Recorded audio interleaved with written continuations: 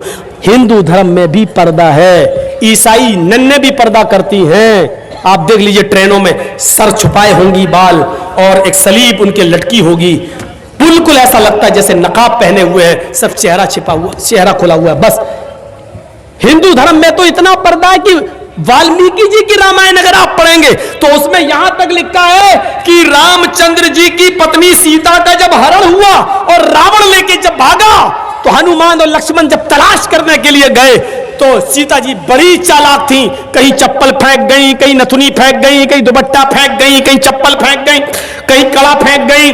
हनुमान एक एक चीज, ये चप्पल किसकी है? लक्ष्मण कहते मेरी भाभी की है, सीता की। चलो इसी रास्ते से ले गया। और आगे के दुपट्टा मिला, ये दुपट्टा किसका है? कहा ये दुपट्टा भी मेरी भाभी का है, सीता का। चलो और आगे चलो, इसी रास्ते से लेकर गया और आगे बढ़े, एक एक चीज हनुमान जी देते गए और लक्ष्मण पहचानते गए।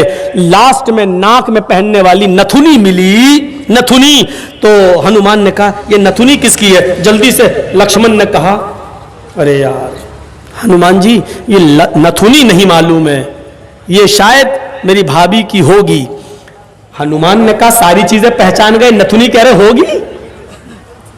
तो हनुमान जी के इस प्रश्न पर क्या जवाब दिया लक्ष्मण ने?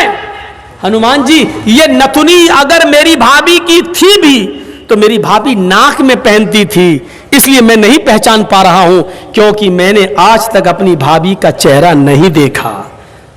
कहा क्यों?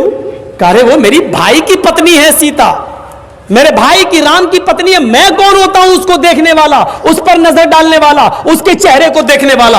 गौर करो, रामचंद्र जी के भाई लक्ष्मण ने अपनी सगी भाभी सीता जी का चेहरा नहीं देखा, देवर ने भाभी का चेहरा नहीं देखा।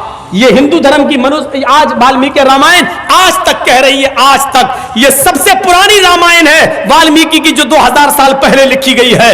आज तक उसके अंदर ये लिखा है कि राम के छोटे भाई लक्ष्मण ने सीता का चेहरा नहीं देखा।